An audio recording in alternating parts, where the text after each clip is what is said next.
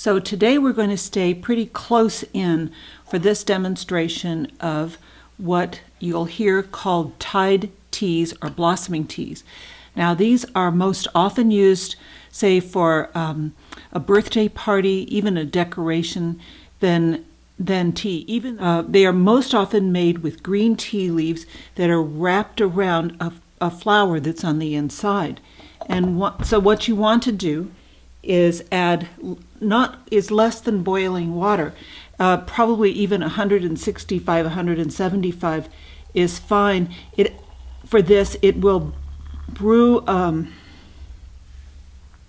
even water at 165 or 175 will infuse this green tea and allow the blossom to open a little more slowly.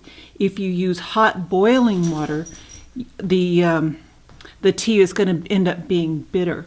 Now what you see is it started floating on the top of the surface of this little brandy snifter, and then as it absorbed water, it floated down to the bottom.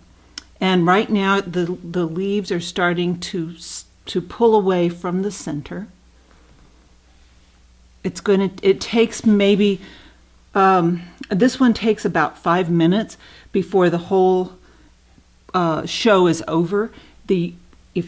Right now the center core is opening up, and there are little tiny pieces of flour that were not tied inside, that were just trapped inside and dried in there. They're floating up to the surface, and the big orange flower is just starting to show. Now if I pull this out, it's really hard. It's a little difficult for you to see. I tried to keep a kind of a white background. If I were to pull this out of the water, it shrinks back. It's not very attractive. So as long as it's in the water, which has now become tea, it's really quite beautiful. You can decant this and drink the tea. So I have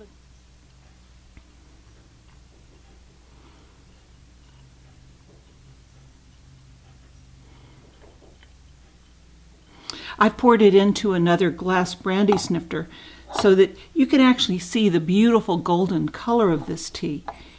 And I'm going to add more water to the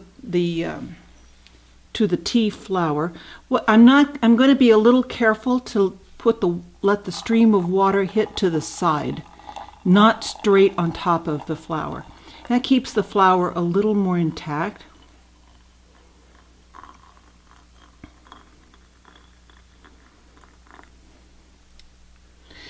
Flowers like this would usually infuse 3 to 4 times. It's not just a tea flavor of green or oolong or black, but also of the flower that's part of the design.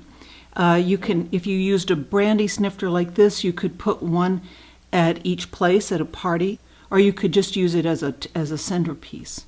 I've also seen people put it in a glass column where they infused the tea flowers, tied a little bit of fishing line to the bottom of each one, and had, say, 3 or 4 stacked up in a straight-sided cylinder vase.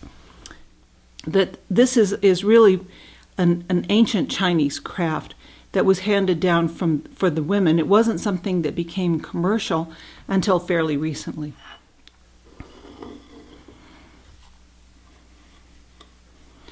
So I hope to see you tomorrow for yet another day of brewing tea.